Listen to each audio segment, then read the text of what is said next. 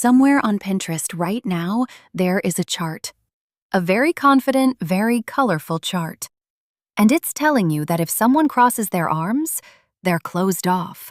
If they touch their nose, they're lying. And if they don't make eye contact, they're hiding something. Cool. Great.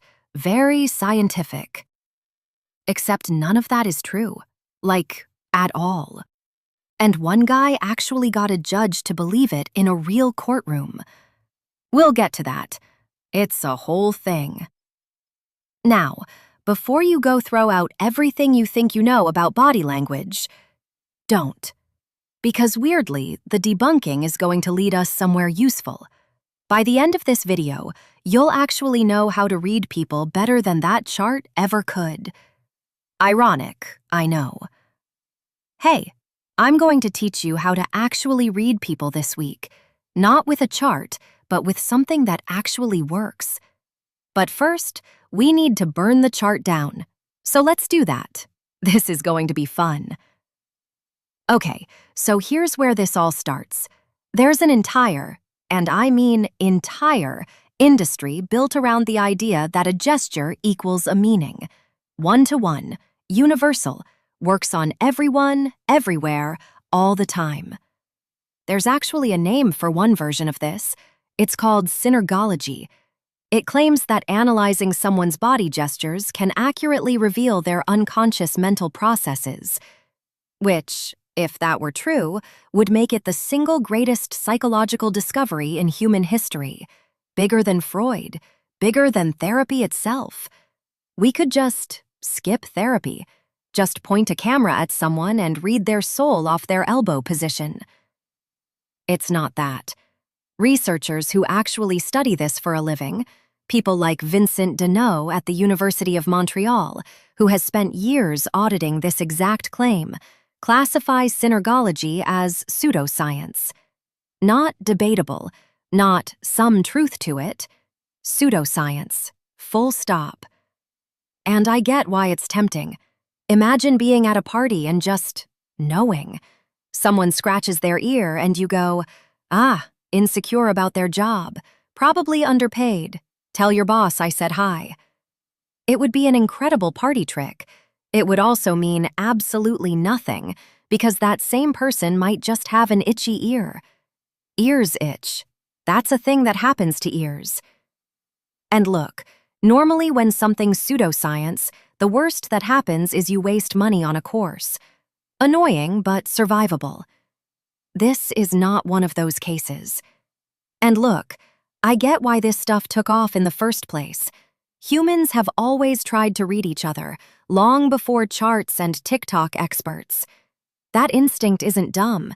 It's actually on to something real. We just industrialized it badly. Stick with me. We're getting to the part that actually works. In 2020, a judge in Ontario, Canada, wrote, in an actual legal decision, that assessing body language and making eye contact can be of great assistance in deciding whether or not to accept a guilty plea. A judge said that, about someone's freedom. Cool. Let's decide someone's legal fate based on whether they fidgeted. Except here's the problem. Researchers have not found a single body movement or facial expression that reliably confirms or disproves that someone feels remorse. Not one, after decades of looking. So if the science doesn't support it, why did a judge write that down like it was fact? Because it feels true. That's the whole trick. Body language reading feels intuitive, feels ancient, feels like a secret skill your grandmother had. It doesn't feel like something you'd need to fact-check. But we're going to fact-check it anyway, because apparently someone has to. And this isn't just one weird judge having a moment. Deneau and his colleagues have documented case after case across courtrooms, police interviews, security screenings, where expert nonverbal analysis gets treated as evidence. Real decisions, real consequences, built on a foundation that, when you actually check it, isn't there. It's less ancient wisdom and more guessing but with better posture. And here's the part that really gets me. These aren't random amateurs making this stuff up. Some of them are actual professionals, police officers, interrogators, hiring managers, who were trained to look for these signals. Trained by someone who presumably charged money for it. Which means somewhere there's a whole training pipeline teaching people to confidently be wrong. That's not a conspiracy theory. That's just Tuesday in the deception detection industry, apparently. Okay, I promise this isn't just a 15-minute rant about how everyone's wrong. Well, it partially is.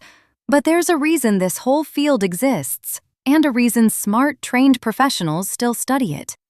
We're about to get to the part where it actually clicks. Let's talk about the biggest one, the classic, the one you've definitely heard. Liars are nervous.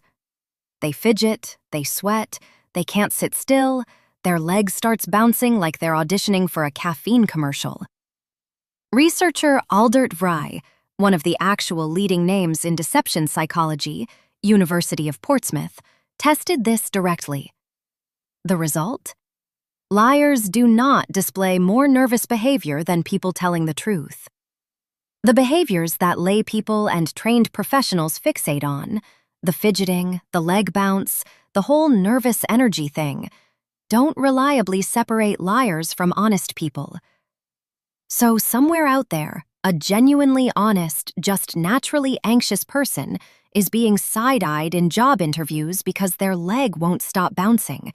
And the actual liar next to them? Ice cold, calm as a lake, got away with it completely. The universe has a sense of humor, and it is cruel. Think about it from the other angle, too. Ever been accused of being upset when you weren't? Why do you sound mad? I'm not mad. This is just my voice. This is how my face looks at rest. I was born like this. Meanwhile, someone else could be seething with rage behind a completely relaxed smile, and nobody clocks it, because rage doesn't come with a mandatory uniform. Okay, so, plot twist number 2. If the body isn't reliably telling on people, what is? This one surprised even me. A massive review of deception research by Bella DiPaolo and colleagues, over 100 studies combined, found that verbal cues are usually more diagnostic of lying than nonverbal ones. Words. The actual words someone says, not their hands, not their eyebrows, their sentences. Which means this entire time, everyone's been staring intensely at people's hands during a conversation like they're about to catch a magic trick, when the actual tell was in the sentence they just said out loud, with their mouth, using words like a normal form of communication.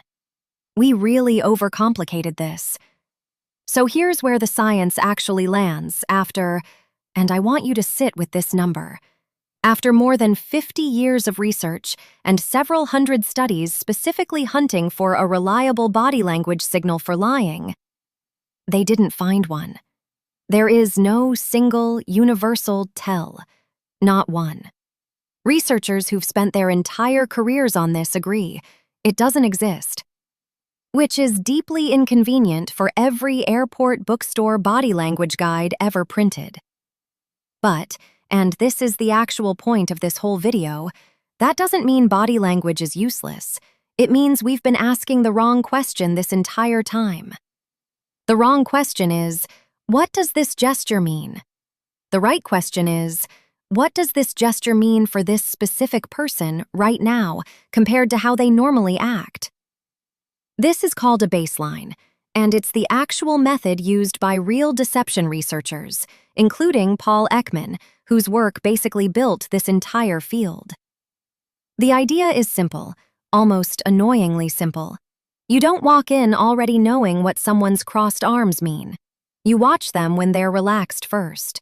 How do they normally sit? How fast do they normally talk? Do they normally touch their face a lot, or never? That's their baseline. They're normal. And then you watch for what changes. Not the gesture itself, the deviation. Someone who's naturally fidgeting, means nothing. That's just Tuesday for them. But someone who has been sitting completely still for 20 minutes, and suddenly, the second you ask one specific question, their leg starts bouncing? That's not proof of anything on its own either. Let's not swing to the other extreme and pretend we just found a magic lie detector. We already burned that chart down once tonight. We're not lighting a new one. But it is information. It's a flag. Something changed right at that moment around that topic. And that, the change, the deviation from their normal, is worth paying attention to. The gesture was never the message. The shift is the message. So here's what you actually do with this. Next conversation you have, stop trying to decode a single gesture like it's a cheat code. I promise you, nobody's nose touch is a full confession. Instead, notice their normal first. Give it a few minutes. Then watch for the moment something shifts. A change in pace, a pause that wasn't there before, a gesture that suddenly shows up out of nowhere.